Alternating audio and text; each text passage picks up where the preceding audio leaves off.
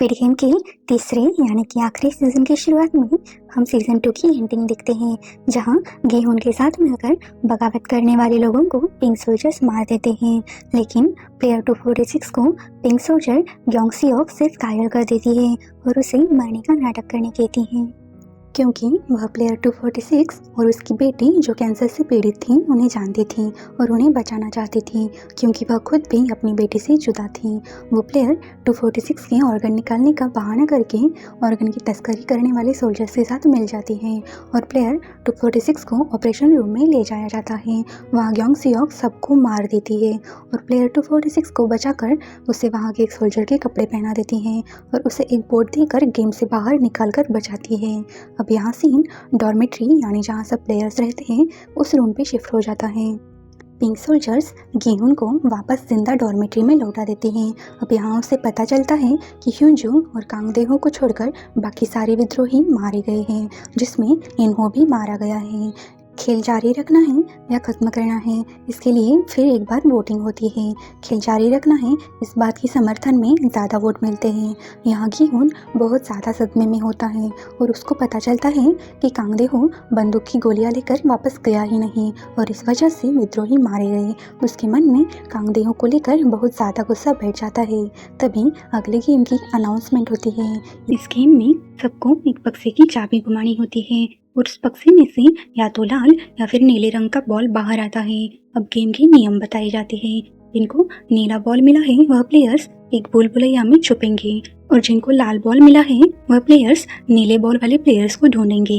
अगर नीले बॉल वाले प्लेयर्स या तो आधा घंटा छुपे रहेंगे या भूल-भुलैया से बाहर निकलने का रास्ता ढूंढ लेंगे तो पास हो जाएंगे और लाल बॉल वाले प्लेयर्स एक नीले बॉल वाले प्लेयर को मारकर पास हो सकते हैं। लेकिन वह अगर चाहे तो नीले बॉल वाले एक से ज्यादा प्लेयर्स को भी मार सकते हैं। जितने भी लाल बॉल वाले प्लेयर्स ने एक भी नीले बॉल वाले प्लेयर को नहीं मारा है वह लाल बॉल वाले प्लेयर्स गेम से एलिमिनेट हो जाएंगे। नीले बॉल वाले प्लेयर्स को भूल-भुलैया के दरवाजे खोलने के लिए चाबियां मिलती है, लेकिन दरवाजा अगर एक बार खोल दिया तो दोबारा बंद नहीं होगा। और लाल बॉल वाले प्लेयर्स को नीले बॉल वाले प्लेयर्स को मारने के लिए एक चाकू मिलता है। जुनही जो कि प्रेग्नेंट होती है और उसका एक्स बॉयफ्रेंड म्यूंगी अपने बॉल और चीज़ों की अदला बदली कर लेते हैं। म्यूंगी उससे वादा करता है कि गेम शुरू होते ही वह जुनही को ढूंढने और बचाने आ जाएगा। नीले बॉल वाले प्लेयर्स को छुपने के लिए लाल बॉल वाले प्लेयर्स से 5 मिनट पहले भूल-भुलैया में भेजा जाता है। अब गेम शुरू होने पर हम देखते हैं कि ह्यूंजू, ग्योमजा और जुनही मिलकर एक टीम बना लेते हैं और बाहर निकलने का रास्ता ढूंढने की कोशिश करते हैं। वहीं दूसरी ओर बहुत ज्यादा निराश और गुस्सैल गेहून मारने के लिए कांगदेहो को ढूंढता है, क्योंकि उसने विद्रोहियों की टीम को धोखा दिया था। कांगदेहो गेहून को बातों में उलझाने की कोशिश करता है और उस पर चाकू से हमला कर देता है। गेहून गला घोटकर कांगदेहो को मार डालता है।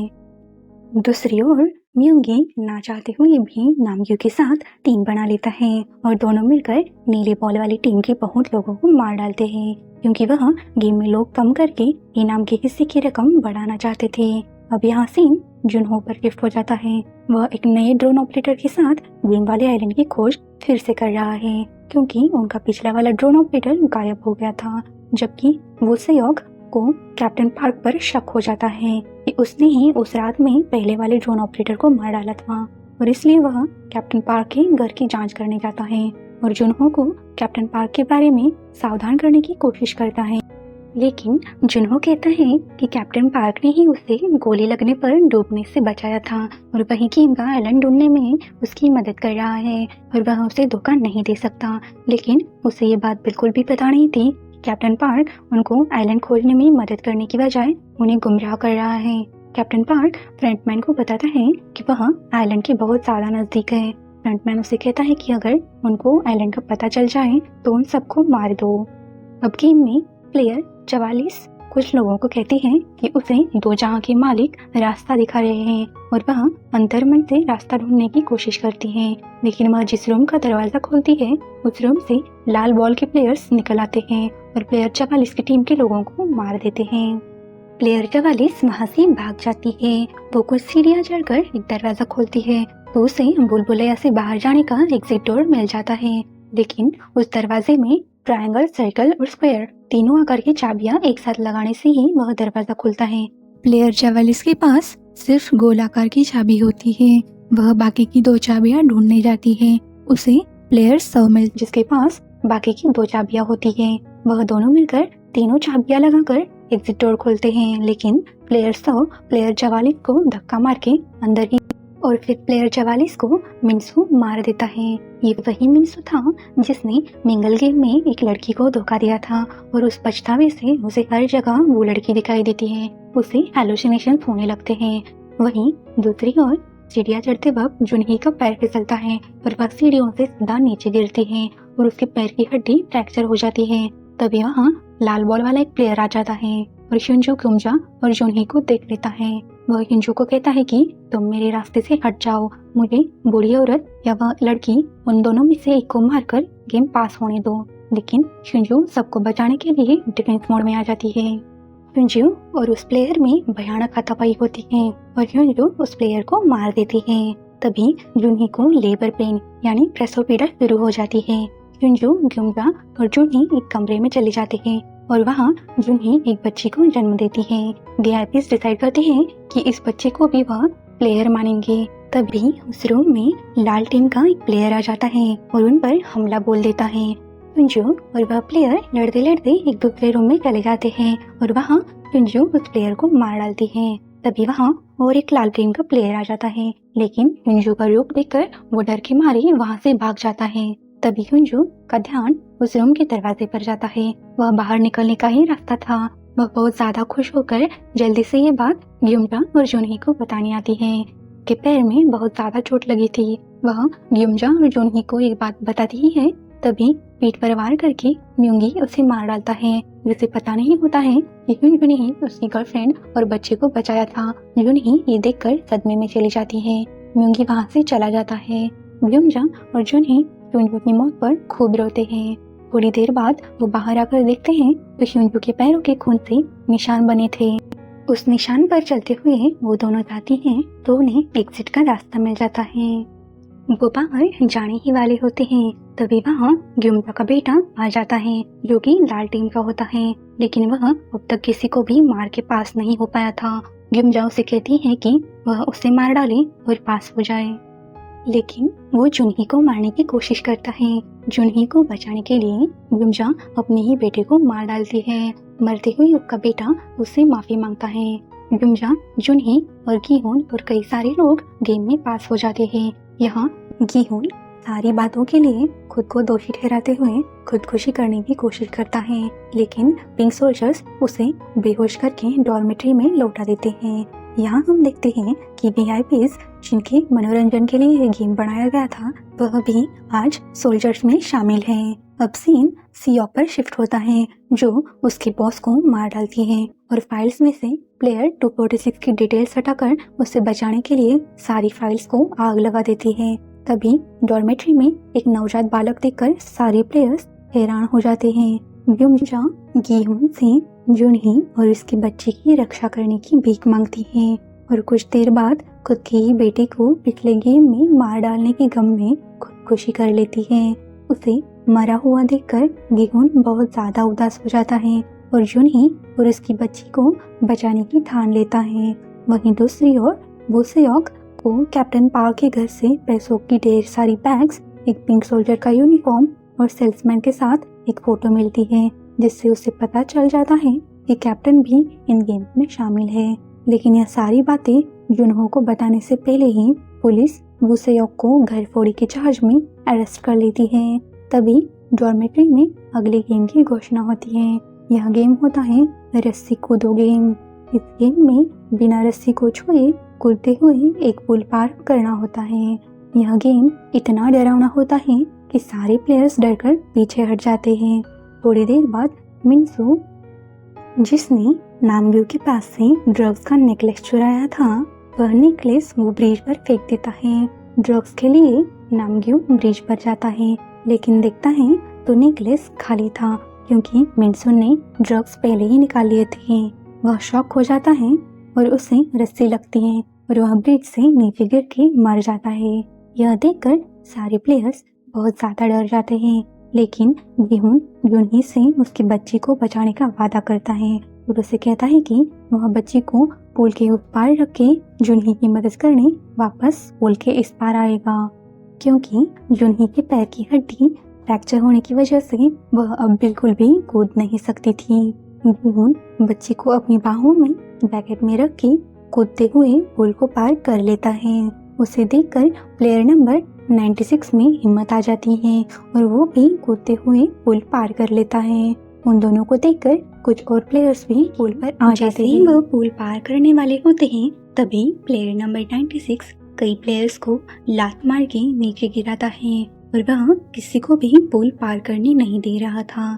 सारे प्लेयर्स उसके डर से पुल पर ही कूदते रहते हैं। गीहुन नंबर 96 को रोकने की कोशिश करता है और दोनों में हाथापाई होती है और रस्सी लगने से नंबर 96 नीचे गिर के मर जाता है। इसके बाद ही पुल पर कूदने वाले प्लेयर्स पुल पार कर पाते हैं। सारे प्लेयर्स की पुल पार करने के बाद गेम खत्म होने में सिर्फ 1 मिनट बचता है। गीहुन जुनही की मदद करने वापस जाने ही वाला होता है तभी जुनही उसे रोकती है और कहती है कि हम दोनों एक साथ कूदकर वापस नहीं जा सकते। तुम मेरी बच्ची को बचा लो तो मेरा उद्देश्य सफल हो जाएगा, क्योंकि मैं भी तो वही करने की कोशिश कर रही थी। ऐसा कहकर पुल पार करने का कोई और उपाय ना होने की वजह से वो खुदकुशी कर लेती है। जब बचे हुए प्लेयर्स डॉर्मिट्री में वापस आते हैं तो पिंक सोल्जर्स उन्हें गेम्स जीतने की बधाई और पहनने के लिए नए कपड़े देते हैं और उनसे कहते हैं कि गेम जारी रखना है या समाप्त करना है। इसके लिए 9 प्लेयर्स वोट करेंगे। तो एक प्लेयर कहता है कि हम तो सिर्फ 8 प्लेयर हैं। तो पिंक सोल्जर कहते हैं कि बच्ची को काउंट करके 9 प्लेयर्स हुए, क्योंकि बच्ची ने अब उसकी माँ की जगह ले ली है। ये सुनकर कुछ प्लेयर्स चिल्लाना शुरू कर देते हैं कि बच्ची ने तो गेम्स खेले ही नहीं, वो कैसे एकदम से बीच में आकर प्लेयर बन सकती है, और बच्ची पर हमला करने की कोशिश करते हैं। लेकिन पिंक सोल्जर्स उन प्लेयर्स को रोकते हैं। सोल्जर्स कहते हैं कि डॉर्मिट्री में कोई किसी पर हमला करके गेम में बाधा नहीं ला सकता। तभी वहाँ अनाउंसमेंट होती है कि अगले गेम में 3 प्लेयर्स को एलिमिनेट होना पड़ेगा और कौन से 3 प्लेयर्स अगले गेम में एलिमिनेट किए जाएंगे यह बात सारे प्लेयर्स आपस में बात करके डिसाइड कर सकते हैं। यहाँ 6 प्लेयर्स मिलकर एक टीम बनाते हैं और बच्ची और गीहुन और मिन्सो को एलिमिनेट करने की साजिश रचते हैं। जब सारे प्लेयर्स ढेर सारा खाना खाकर सो जाते हैं तब एक पिंक सोल्जर आता है और गीहुन से कहता है कि उसे फ्रंटमैन ने बुलाया है। जब गीहुन फ्रंटमैन के पास जाता है तो फ्रंटमैन उसे एक छुरी देता है और कहता है कि बाकी के प्लेयर ने तुम्हें और बच्ची को एलिमिनेट करने का प्लान बनाया है, तो तुम इस छुरी से खुद को और बच्ची को बचा लो और गेम जीतकर चले जाओ। गीहुन उससे कहता है कि तुम मेरी मदद क्यों कर रहे हो, कौन हो तुम। जब फ्रंटमैन अपना मास्क उतारता है तो गीहुन शॉक हो जाता है कि फ्रंटमैन और कोई नहीं बल्कि विद्रोह में उसका साथ देने वाला उसका साथी इन्हो ही है। गीहुन वहाँ से चला जाता है। वो डॉर्मेट्री में वापस आकर सो रहे प्लेयर्स में से एक को मारने वाला ही होता है। तभी उसे हांग सेब्योक की याद आती है, जब उसने कहा था कि ऐसा मत करो, मुझे पता है तुम एक बुरे इंसान नहीं हो। वो रुक जाता है और किसी को भी नहीं मारता। अब सीन वो सेयोक पर शिफ्ट होता है। वो पुलिस से अपना मोबाइल छीन कर भागता है और जुनहो को कॉल करके कैप्टन पार्क के बारे में सारी बातें बता देता है कि वो भी इन गेम्स में शामिल है और उसी ने पिछले ड्रोन ऑपरेटर को मार डाला था। तभी वहाँ कैप्टन पार्क आता है और फ्रंटमैन के ऑर्डर के अनुसार सब पर गोलियां बरसाना शुरू कर देता है। जुनहो किसी तरह कैप्टन पार्क को मार देता है और प्लेयर 246 जो गेम से भाग निकला था उससे बचाता है और उस प्लेयर की मदद से फाइनली जुनहो को आइलैंड मिल जाता है। अब अगले दिन आखिरी गेम शुरू हो जाता है, स्काई स्क्विड गेम। इस गेम को जीतने का रूल होता है कि सारे प्लेयर्स को मिलकर एक या एक से ज़्यादा प्लेयर्स को चौरस टावर से धक्का देकर नीचे गिराना होगा। तो वो गेम्स पास होकर त्रिकोण टावर पर जाएंगे और उस टावर से भी एक या एक से ज़्यादा प्लेयर्स को धक्का देने के बाद वो गोल टावर पर जा सकेंगे और आखिर में जो प्लेयर्स गोल टावर पर पहुंचेंगे वही गेम्स के विनर होंगे। अब बाकी के प्लेयर्स आपस में एक घटिया प्लान बनाते हैं कि वो एक लेवल पर गीहुन और दूसरे लेवल पर बच्ची को टावर से गिराकर बड़ी आसानी से गेम जीत जाएंगे। अब वो धीरे धीरे गीहुन की तरफ बढ़ते हैं। यहाँ म्यूंगी सबसे कहता है कि प्लेयर 456 बेबी को बचाने के लिए किसी भी हद तक जाएगा और वो सब उसकी जगह मिन्सो को मार दे, क्योंकि वह भाग गया है और कुछ भी कर सकता है। और बच्ची को गीहोन से कैसे अलग करना ये बाद में सोचे। और नशे में धुत मिन्सो को म्योंगी टावर से नीचे गिरा देता है। अब क्योंकि चौरस टावर से एक प्लेयर नीचे गिरा दिया गया था, तो बचे हुए प्लेयर्स ये लेवल पास हो जाते हैं और उनके लिए ट्रायंगल टावर पर जाने के लिए एक सीढ़ी खुलती है। सारे प्लेयर्स अब ट्रायंगल टावर पर चले जाते हैं और 5 मिनट बाद वो सीढ़ी भी निकाल दी जाती है। अब ट्रायंगल टावर पर सारे प्लेयर्स एक रॉड गीहुन की तरफ बढ़ाते हैं और उस रॉड पर बच्ची को उन्हें सौंपने कहते हैं, लेकिन गीहुन उन्हें धमकाता है कि अगर उन्होंने एक कदम भी आगे बढ़ाया तो वो टावर से बच्चे के साथ नीचे कूद जाएगा और उन्हें अगले टावर पर उनमें से किसी एक को नीचे गिराना होगा। ये सुनकर बाकी के प्लेयर्स रुक जाते हैं। अब यहाँ बड़ी चालाकी से बच्चे का बाप यानी प्लेयर 222 का बीएफ म्योंगी बच्चे को गीहोन से छीनने जा रहे प्लेयर को नीचे धक्का दे देता है और चिल्लाकर सबको बताता है कि वह खुद ही उस बच्चे का बाप है। ये सुनकर सब प्लेयर्स शॉक हो जाते हैं, क्योंकि ये बात उन्हें पता नहीं थी।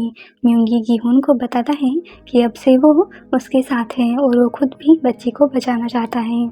अब गोल टावर पर से नीचे गिराने के लिए बाकी के प्लेयर्स मिलकर एक बलि का बकरा तैयार करते हैं और एक प्लेयर को मार मार के कमज़ोर बना देते हैं ताकि उसे अगले टावर पर ले जाकर धकेल दें और बचे हुए प्लेयर्स गेम जीत जाएं।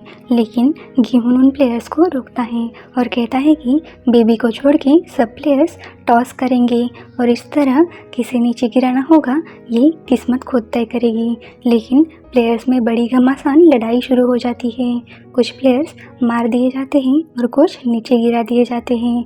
अब यहाँ सिर्फ गीहुन, बच्ची, म्योंगी और बलि का बकरा बनाया जाने वाला प्लेयर बचते हैं, लेकिन वो प्लेयर टावर से कूदकर खुदकुशी कर लेता है। गोल टावर पर जाने के लिए अब सीढ़ी खुलती है। अब म्योंगी गोल टावर पर चला जाता है और वहाँ से रॉड निकालकर गीहुन की तरफ बढ़ाता है और उस रॉड पर बच्ची को सौंपकर पीछे हट जाने कहता है, यानी कि वो बच्ची को टावर से नीचे गिराकर अकेला ही बचना चाहता था। गीहुन अब दिमाग लगाता है और बच्ची को रॉड पर सौंप देता है। तभी त्रिकोण से चौरस जाने वाली सीढ़ी बंद होने ही वाली होती है। तभी वो लंबी छलांग लगाता है और गोल टावर पर पहुंच जाता है। अब यहाँ म्योंगी और गीहुन में भयानक लड़ाई होती है और दोनों ही टावर से नीचे गिर जाते हैं, लेकिन गीहुन एक हाथ से टावर की एक रॉड को पकड़ लेता है, लेकिन गीहुन का कोट जिसे पकड़कर म्योंगी लटक रहा था वो फट जाता है और म्योंगी नीचे गिरकर मर जाता है। गीहुन टावर से ऊपर आता है।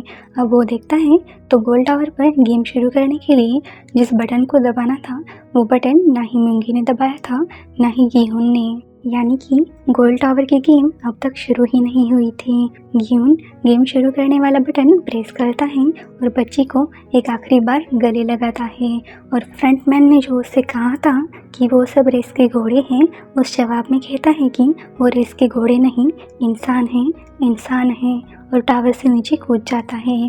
टावर पर सिर्फ बच्चे रह जाते हैं जो कि अब गेम की विनर बन चुकी थी।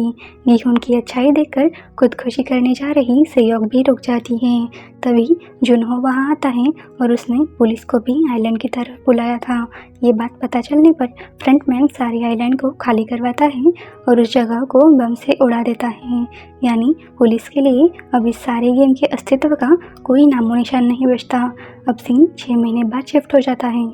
प्लेयर 246 की बच्ची कैंसर की लड़ाई में जीत गई थी और दोनों खुश थे। ग्योंग सियोक को भी उसकी बेटी जो उससे बिछड़ गई थी उसका पता चल जाता है और सेबियोक की माँ भी फाइनली सेबियोक के भाई से मिल पाती है जो कि अब बड़ा हो चुका था, और साथ में सांगो की माँ भी थी जिन्होंने इतने साल सेबियोक के भाई को संभाला था। वही दूसरी ओर जब जुनहो अपने घर जाता है तो ये देखकर दंग रह जाता है कि गेम में उसे जो बेबी दिखा था वो उसके रूम में था और उसके पास एक एटीएम कार्ड भी था। जिसके कवर पर विनर लिखा हुआ था। जुनहो जब एटीएम कार्ड चेक करता है तो उसमें इनाम की कुल राशि दिखती है। और अब सीन अमेरिका लॉस एंजलिस का दिखाया जाता है। फ्रंटमैन एक बक्सा लेकर गीहून की बेटी से मिलने जाता है। फ्रंटमैन उसे गीहून की मौत के बारे में बताता है और उसे वह बक्सा दे देता है। उस बक्से में गीहून के कपड़ों के साथ एक एटीएम कार्ड भी होता है जिसमें गीहून ने पहले जीती हुई इनाम की रकम होती है। फ्रंटमैन की गाड़ी जब लॉस एंजलिस के एक सिग्नल पर रुकती है तो वो देखता है कि एक सेल्सवुमन एक आदमी के साथ दागची खेल रही है और उसे थप्पड़ मार रही है, बिल्कुल पहले वाले सेल्समैन की तरह। यानी गेम अब भी शुरू है। और तो और कोरिया के साथ साथ अमेरिका और न जाने और कितने देशों में वो औरत फ्रंटमैन की तरफ देखकर मुस्कुराती है और गेम में हारे आदमी को थप्पड़ मारती है। और इसी के साथ स्क्विड गेम सीरीज यही खत्म होती है। तो दोस्तों कमेंट सेक्शन में ज़रूर बताना सीरीज कैसी लगी। और अभी उड़ते उड़ते ऐसी खबर आई है कि स्क्विड गेम का अमेरिका वर्जन भी आने वाला है और डायरेक्टर सर लियोनार्डो डिकैप्रियो को मेन लीड बनाना चाहते हैं। तो आपको क्या लगता है कि स्क्विड गेम का अगला सीजन आएगा या नहीं?